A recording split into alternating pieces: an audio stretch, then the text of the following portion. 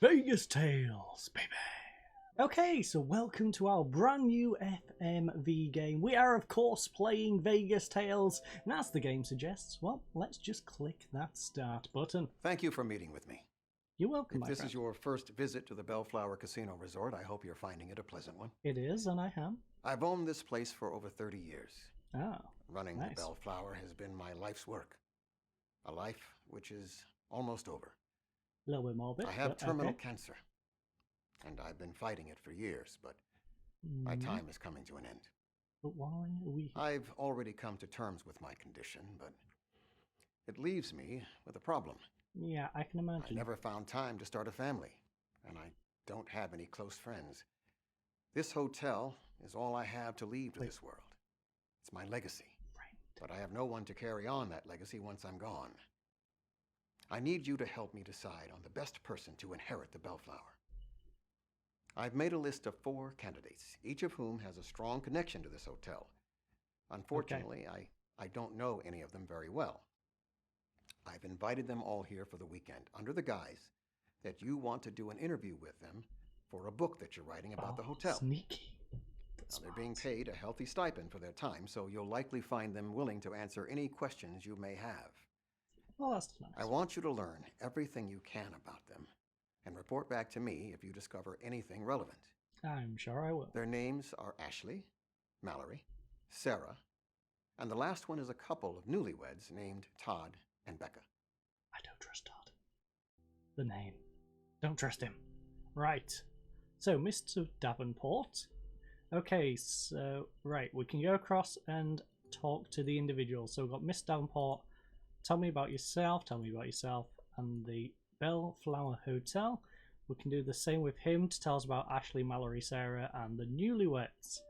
So, I think the way we're going to break this down, we're going to ask him, ask them, is probably the smart way of doing this. So, tell me about Ashley. Ashley is a magician.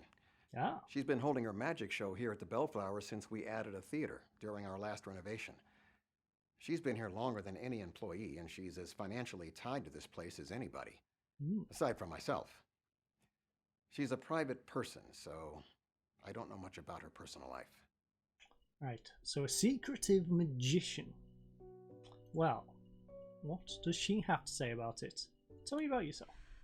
I'm Ashley. I live here in Las Vegas. I spend most of my time practicing magic, and I am single. What else do you want to know?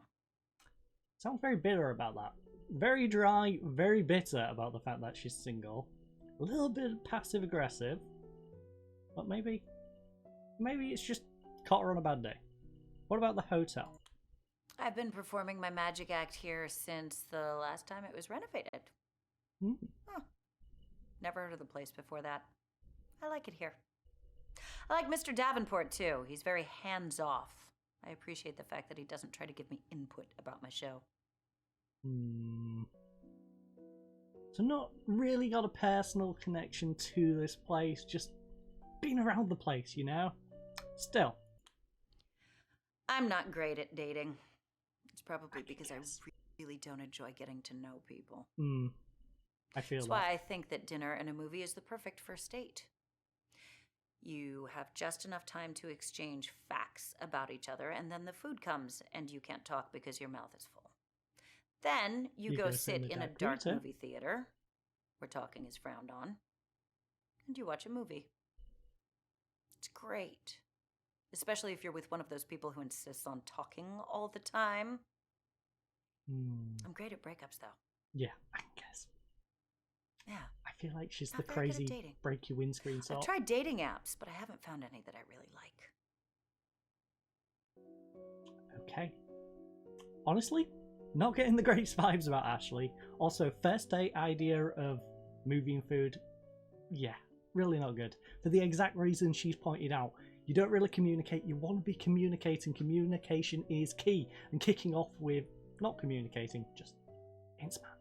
Anyway, Ashley, insist on talking. Practicing magic. How do you feel about practicing When you're magic? part of a magic show, you spend countless hours practicing. I We only imagine. perform 4 nights a week, so it would seem like it's an easy schedule, but we spend maybe another 30 hours practicing. More if you're bringing someone new into the show. Okay. It's a lot. Well, she knows what she's doing, in terms of her work at least. What is your magic act? Oh, it's understandable if you didn't know that I had my own magic act. I'm not on any of the posters. I used to be. But I learned early on that audiences expect a magician to be male. Weird preference. So magician, I but... hired a male presenting actor as the magician. I started working as the assistant. But ticket sales, foomp, shot way up. She doesn't seem very glamorous. I'll give her that. But magician, eh? Oh, we promote it like it's his show, but he's essentially worthless. He doesn't do much of anything. I've actually replaced the actor that's played the magician 3 times. Audiences never noticed. They're fine as long as there's someone on stage who looks like they expect a magician to look. Usually with a goatee. For some reason, a goatee is mandatory. Ah, yes. The mandatory magical goatee, which gives magicians their power. No, I'm really not with this whole magicians must have a goatee. I'm not mad about it. My act has actually gotten a lot easier since I started working as an assistant and not the magician. Well, yeah. I'll let you in on a little secret. The assistants are actually the ones who perform all the tricks in a magic act. The magician really is just there so that people have something to keep their eyes on. They're going to watch him, see if they can figure out the trick, see if he's doing anything sneaky. Everyone really just ignores the girls in the shiny outfits. But we're the ones making the tricks work. Now, magic is all about misdirection. The magician is the biggest misdirection of all. Exactly. And that is why you're not getting the hotel. Sorry, the hotel? The casino. Don't know why I said hotel. Well, I think it's hotel casino, if I remember rightly, this place. But, you know what? You can get away with anything as long as someone's attention is focused on something else. That's the key to all of magic, half of life. Everyone knows it. Nobody cares. Back when I really was an assistant, I worked for a magician, the great Zambini. He based his signature trick on this very thing. See, we were part of a traveling carnival, and our stage was outdoors. At the beginning of the night, the back of the stage, a Zamboni was parked. It was the Zamboni. And he would tell the audience that at some point during the evening, he was going to make the Zamboni disappear and no one would notice.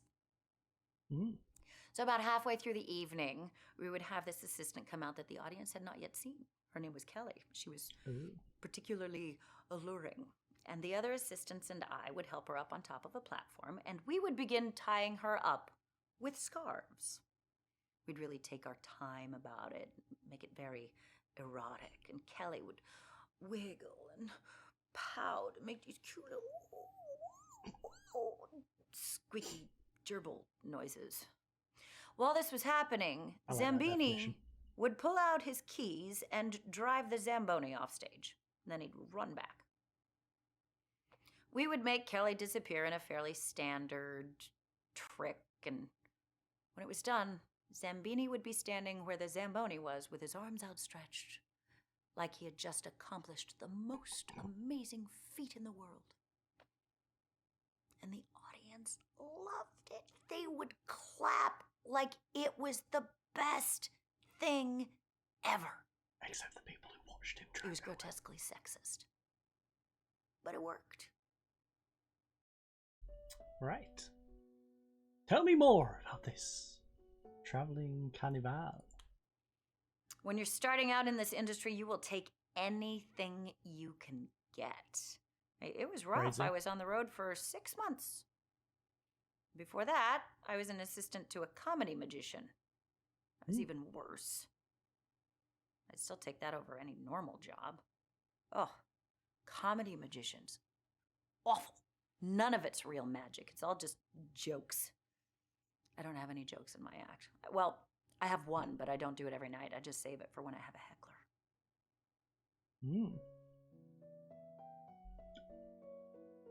We can really go down the line of investigating here. Hecklers? Okay, can we get back onto the actual subject? Mr. Davenport. I haven't really talked to him that much. Right. We talked a little bit when this place was being renovated. My magic act was becoming popular, and I was looking for a place to take up residency, and he was looking for an act to host in his arena. Mm. It worked out great. We've really only spoken a few times since then, usually about business. I guess you could say he's one of my best friends.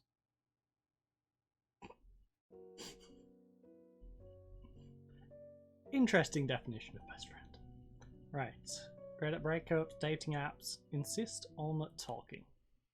There are people who talk all the time, even when they have nothing to say. If you have nothing to say besides hello or hi, yeah, give me some context. why talk? Why are we talking? I really don't enjoy misguided politeness. Misguided politeness, you say? It's like when someone tries to do something nice, but it has the opposite effect. Like, yes. Like you're walking towards a door, and you're too far away, but someone decides to hold it open for you anyway.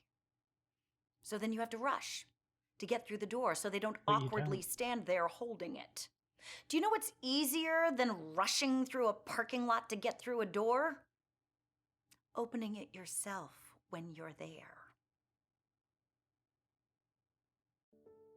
You could just walk at a normal speed. And guess what? People don't always get mad that they held the door and you walked at a normal speed. This person. Anyway, dating apps. I don't particularly like any of the dating apps out there right now. They're all designed to let you chat with the person before you meet them. Mm-hmm.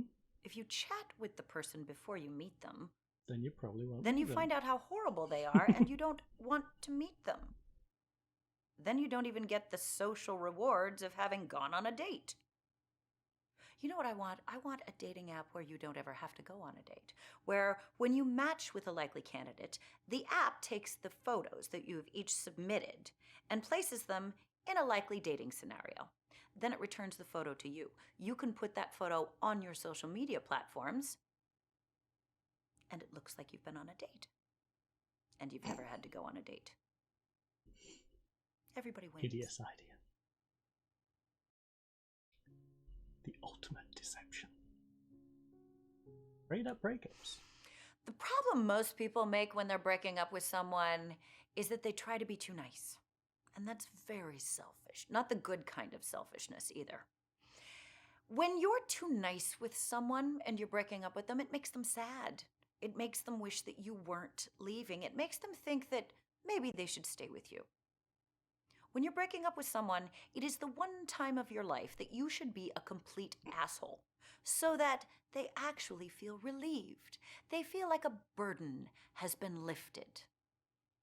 Yeah, you should always be an asshole when you're breaking up with someone. That's why I'm very good at it. It seems like she applies that not just when she's breaking up with people. Just saying. Good selfishness. Everyone talks about selfishness like it's some sort of sin. Selfishness is necessary. Everyone wants good-paying jobs.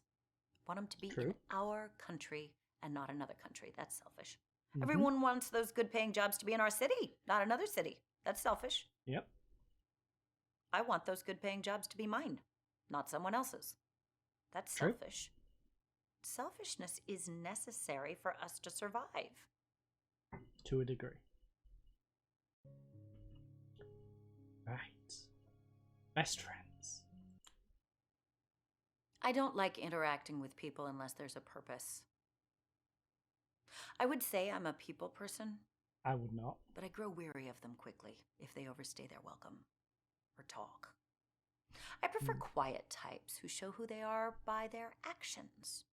You know, a lot of people will have shallow, fake friends who will tell you all about their day, but they'll never lift a finger if you need to move or get rid of a body.